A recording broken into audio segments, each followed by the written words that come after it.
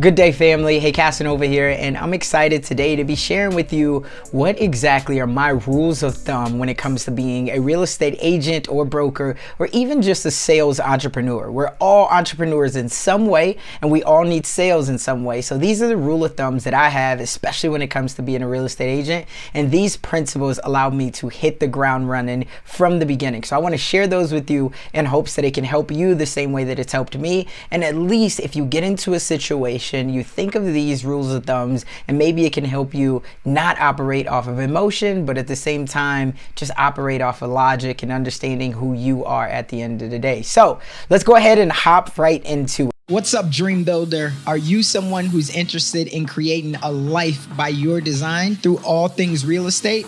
Well, I can assure you, you are in the right place. Join me, your host, Casanova Brooks. I'm an award-winning real estate agent and investor as we uncover the top tips, strategies, and the mindset of the top real estate entrepreneurs across the world. Stay locked in because we're about to go on a journey that will change your life.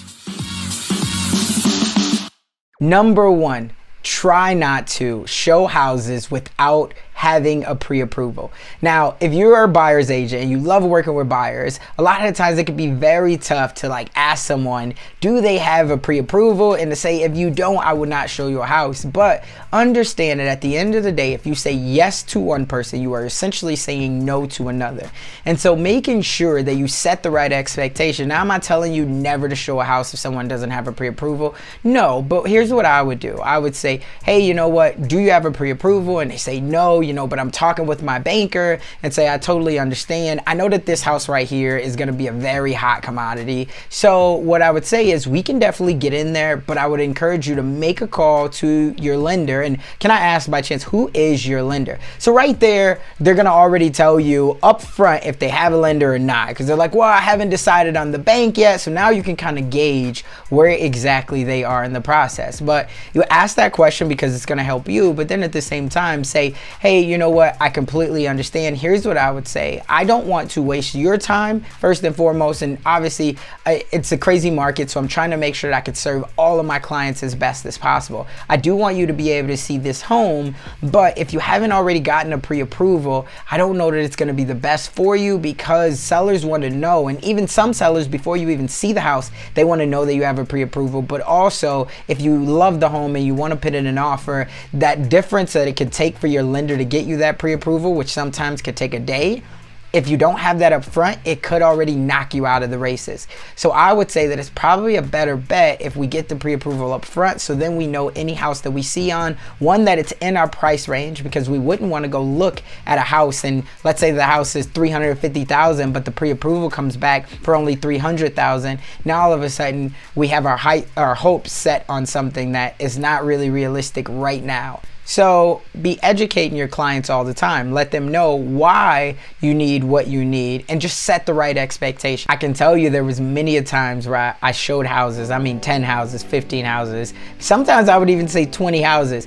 And it didn't happen very often, right? This is a 1 or 2 time scenario, but I do remember back, there was a couple that I showed, probably a good 20 houses, only for them to come back and say, hey, you know what? We appreciate all of your time, but we're actually just gonna decide to rent for the rest of the year, and we'll come back with you next year. There's a lot that happens in a year that could essentially be somebody who you've put a lot of time into it. You've tried to nurture the relationship, but it was all for nothing because you didn't protect yourself, protect your own time. So up front, that's what I would encourage you to do. Make sure that this buyer has a pre-approval, because I'll tell you something else that I learned early on is there is no such thing as a motivated buyer, right? There is motivated sellers out there, but if you're someone who you're gonna work with buyers because you feel like buyers is low-hanging fruit, and then also you wanna build the relationships with them, you wanna get them to the closing table where they have home ownership and they've done something to build wealth for their family, I love that, but make sure that you're protecting yourself, protecting your energy, and protecting your family as well, because you are 100% commission. Number 2, make sure that you map out your day every single day. When you get up in the morning, have 2 to 3 action items that you want to take on this day. And hopefully one of those 3, it really should be the first thing, but one of the three needs to be prospecting. Now, I don't care how you prospect, whether that means you're gonna go door knocking, whether that means you're gonna make 10 outreach contacts through social media, whether that means that you are going to send mailing flyers, whether that means you're gonna go Facebook Live, whatever it is, but you have to be prospecting. You have to ask yourself, what am I doing today that is an RGA? What is RGA? Revenue generating activity, right? Simply put, what am I doing to make money today? Because understand that the prospecting that you do today is really for 30, 60, 90 days from now. Even if you find that client that says, yes, I want to buy a home today, it's probably going to take you a couple days, maybe a couple weeks to find the property that they love. But then at the same time, it's going to take you 30 to 45 days, depending on the lender, to find that home and get it closed. Right? So be thinking about that every single day. The prospecting that I'm doing today is for 30 to 60 to 90 days from now. And that'll get you in the motion of understanding that it is a long-term game. When I first got into the business, I was trying to prospect every single day. Now, I was prospecting in the way that was comfortable for me. So a pro tip is figure out what is the thing that's most comfortable for you. If you're not somebody who loves to be on the phones, that's totally okay. Maybe that means that you need to get to a networking event. Maybe that means that you need to be in a mastermind group. Maybe that means that you need to be reaching out to your sphere via text message or through Instagram or LinkedIn and saying, hey,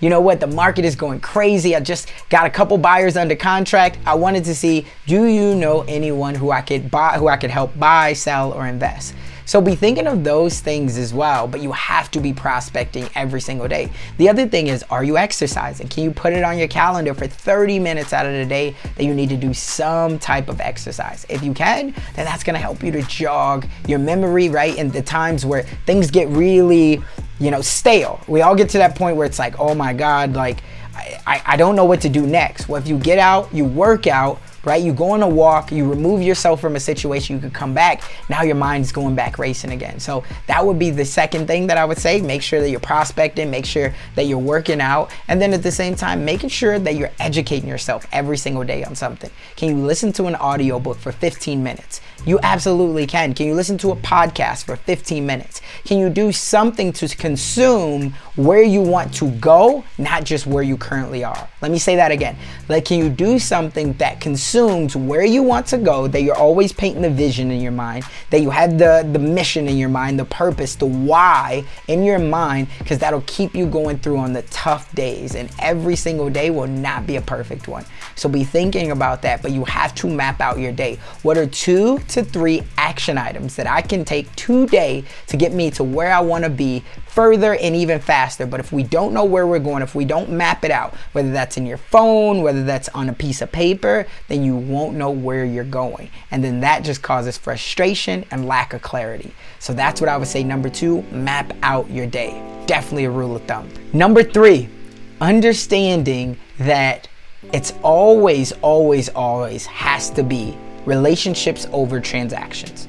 I've seen so many times people get into the business, and whether they start working for a builder or they're on the REO side, they forget that at the end of the day, there's people on the other side of the transaction. Whether that means a buyer, a seller, an agent, a loan officer, they stop thinking that, hey, I'm in this for the long term. They start thinking about my commission check. They have a short-term motivation or a short-term logic versus long-term. I can't tell you how many times that my business has continued to grow now because I was willing to sacrifice and lose on the front end to gain so much more on the back end. When you get into the real estate game, everything is about relationships. The referrals that you get are based on relationships. The people who then move up your closings, if you need to get a closing done through 12 o'clock on a Thursday, that is about a relationship. When you can call up your loan officer and you say, hey, it's 9 o'clock at night, but we need this pre-approval because we just put in this offer, that is about a relationship. People are always going to prioritize relationships over transactions. Yes, there's going to be times where you might have to invest into the deal $250 for a washer or a dryer, but at the end of the day, did you care about the relationship? If you did, then you'll probably get even more than that on the back end. But again, it's the soil that we continue to water that then gives us, at the end of the day, the big trees. right? So for me, I've always prided, everything is built off of relationships, right? The access that you're gonna get to higher level clients, especially if you're trying to get into the luxury market, the times that you'll get invited to networking events, the times that you'll get invited to check out deals that you would have never gotten your hands on before, it'll all be about relationships. So my goal for you to understand that it's always relationships. People don't care about what you know. They don't even necessarily care about who you know. More importantly, they care about who knows you, because that means that you have credibility, and it's relationships all day long. That credibility really holds weight to being able to get you to the next deal, to where you don't always have to chase the rabbit. So relationships over transaction. Number 4, removing your emotion from the deal. Now, this was something that was very tough for me in the beginning. It was very hard. And the reason being is because I'm always so optimistic that I can help everyone, that I can sell everyone, that I could get them to see the light or the bigger picture. But the reality of it is that's not always the case. And so when you remove your emotion from it, I always say, like, I try not to wear my heart on my sleeve. And if it wouldn't matter 5 years from now, I can't let it matter 5 minutes from now. Now, I know that's very tough, but what you have to ask yourself is, again, at the end of the day, who am I? Who am I? And if you say, hey, I am, and again, that was the key point in this, saying I am, right? I am a logical real estate agent. I am a great real estate agent. Well, then you're gonna ask yourself, well, what would a great real estate agent do? What would a great real estate broker do? What would a great salesperson do? What would somebody who always stays triple C, cool, calm, collected, what would they do? Right? And so a lot of the times, if you just take a step back, you take a couple deep breaths and you say, listen, this is not the end of the world. No matter what, if I can show the value that I bring to this transaction, even though I lose a little bit on the front end, but I can show the value that I brought to the transaction, someone in that transaction, or someone that's seeing how the transaction is unfolding, and if you take ownership in it, hey, you know what? I think that I could have did some things better. And I understand that, and I appreciate you for sticking with me. Here is how I'm going to make this situation better. I'm gonna give up a little bit of my commission. Maybe that's not what you have to do. You know, I am going to pay for the washer and dryer. Maybe that's not what you have to do. I'm going to, you know, reach out to my lender, and I'm going to make sure that we can get you some money off of your appraisal or your closing costs or whatever it might be. But understand that it first comes with ownership, but you have to take a deep breath and you have to say, listen, I am better than this situation. So what do I mean by that? That means that I will not let it get the best of me. I will take a deep breath and I will control my emotions. The other thing is a pro tip, understand that you are only a representative of the buyer or the seller. I can't tell you how many times agents and brokers have allowed their emotions to get, oh, my client won't do that. Oh, this is that. It's like, listen, understand that you are not the buyer or the seller. You're only the representative of them. You'll say, hey, you know what? I hear you. I respect you. I'm going to go back and take this to my client. I don't know what they're going to say. I would imagine they'll say they won't do it because of this and this and this. But again, that's not my call. I don't know what they're going to say. Here's how I'm going to present it. And then I'll let you know what they say. That's all you have to say. And even if that agent is, whoa, why wouldn't they do that? I completely hear you. I hear exactly what you're saying. I can't make the decision for them. I'm definitely gonna take it back to them. I respect your opinion. I respect your feedback. As soon as I hear back from them, I'll let you know. So that's what I would say. Always try to remove your emotion and your feelings out of the transaction. Number 5, we're getting down to the last 2. Now this number 5 it goes along with number 4, but I thought that this was very important to say. Make sure that you treat people accordingly. We get into these battles a lot of the times, and when there's big commissions on the line, $20,000, $30,000, all of a sudden we forget that on the other side there is a real human being. We forget that there's someone who has a family, and instantly our mind goes into the negative. We start to berate them, and I've seen it happen before, it even happened to me. And then people have come back and apologized. But these are all the things that you have to stay cool, calm, and collected. Make sure that you're treating every single person who you come across with respect, with dignity, because you do not know if that person could one day work on your team, if that person could one day move over to the loan officer side and you may need them then, if that person could one day be the key to that buyer who you've already shown 20 houses to. That person is now the listing agent, and now you want them to accept your offer, and they remember the way that you treated them before. Maybe it was a seller who then dodged you, went behind your back, sold another property, but now they have $1 million home and they want you to sell because they feel in such remorse and they're willing to do everything to make it right. But again, the way that you treated them makes them not even want to go back to you. There's so many scenarios. But for me, I've always tried to make sure that I treat people with respect, dignity, and bring my best energy. I always try to make sure that I could serve someone else so they know that at the end of the day, Casanova is a great human being. He's a father, he's a lover, he's a husband, and he's a great guy, and he's somebody who I want to be associated with. So my call to you is to make sure that you treat everybody with respect. Treat the janitor with the same respect that you would treat the CEO. I think that's the best way to put it. And think about it at the end of the day, that person might just be hurt. They might already be hurt. That's why they're lashing out at you. And the one thing that we do know is hurt people, right? So if they're already hurt, maybe it's just, hey, I understand that you're hurt. I'm gonna allow you to take some time to breathe. We'll reconnect about this tomorrow, next week, whenever we get a chance. So think about that. Always treat everyone with respect, dignity, and even if they don't treat you that way, don't allow yourself to stoop down to their level. All right, now, number 6. This is one that, again, I think that is very, very important. We haven't touched on this yet, so I'm excited. This is last but definitely not least. Make sure that you budget accordingly. Now, when I first got into the business, I can tell you I didn't know anything for the first 6 months. I really didn't. But luckily enough for me, a good buddy who told me, you want to put away at least 30% of all of your commission so you can save for taxes, right? And he was a CPA. And so that really helped me a lot. Now, he wasn't my CPA at the time, but this was through networking. He was trying to get my business. And I was like, oh man, and I respected that. And I'd already had a different buddy who I was going to be going with, but at the time my head was down. Long story short, he did give me that nugget, and I took that nugget and I started to put away that 30%. Well, then when I got to the end of my first year and I had to pay out those taxes, right, I already had over $30,000 just sitting in an account waiting for taxes, right? And so here's what I would tell you: make sure that you budget accordingly. Now, I'm not telling you you have to put 30% aside, and talk to a CPA or a tax professional, because everybody will have different rules. You don't have to. You can do 10%, 15%. Make sure you talk to your CPA and ask them what should you be doing, because they're going to look at your finances. They're going to look at how they can help you. So I'm not a CPA. I don't try to be one. I have a very, very good CPA, and I lean on him for so much. But budget accordingly. What that also means is, are you putting away some for not only your taxes, but are you putting away some for your marketing?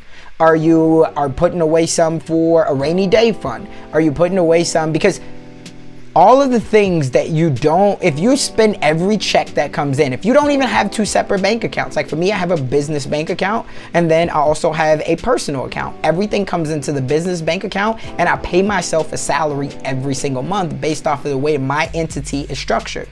Talk to your CPA about that, because they can talk to you about it. But I knew that I had to do that up front, because at the end of the day, if I did not do that, what was going to happen was it was going to allow me to run into trouble, to where then if I wanted to do some big marketing campaign, I couldn't do it because I hadn't saved for it. And when things are going good, it can be so easy that we're eating out every single night. We're going to the networking events, we're spending, we're doing all of these things, but we forget that at the end of the day, there are bills that need to be paid, and the government, especially on those taxes, they will come get their money. So the last thing that I could tell you, if there was anything, another rule of thumb, is make sure that you budget accordingly. And if you don't know how to budget accordingly, get a CPA. It doesn't have to be the most expensive right now, but at least get a CPA, or read some books, listen to some podcasts, reach out to some other top-end realtors that you trust and say, hey, do you have a CPA? People that also own multiple businesses, and ask them. You don't have to do exactly what they do, but listen at the information that they give you. Ask yourself, is it educational information? Oh yeah, I wish that I would have learned this. Oh yeah, I wish that I would have learned that. If it is, say, oh, okay. And then now go home and do a little bit of research on that. And now you're a lot further ahead than where you would have been in the beginning. So those are the 6 things that I think if I would have knew those when I first got started, like hitting day 1, I would have been so much better off. Now, fortunately enough, stuff, I did learn those before the end of my first year was out, but some things did take into year 2 and 3, and it was all through my experience. So I'm here to share this video with all of you all, just because I don't want you to go through the same mistakes that I did and the same frustrations that I did. So hopefully this helps. Remember, in the dream we trust, but just as I always say, Dream Nation, you have a dream, and whether that dream is to get that first house for your family, or be more than your dad ever was for you, or to be a business owner, a prominent business owner in your family, whatever it might be, remember, if you do not take action, that dream that you have will only merely be a fantasy. Hopefully this helped you. If you have any other thoughts, what are some of the things, that's what I'm curious to know, what are some of the things that you guys learned in your first couple years in real estate, or even in sales, that these became your rule of thumbs, that if I didn't mention them, I definitely want to hear? Or what are the things that you're going to implement? So I appreciate you all. Thank you for watching. If you like this, go ahead and smash that like button, and just let me know if I'm giving value to you all, and if so, I'll continue to bring these types of videos. So in the dream we trust, I appreciate you all. Take action.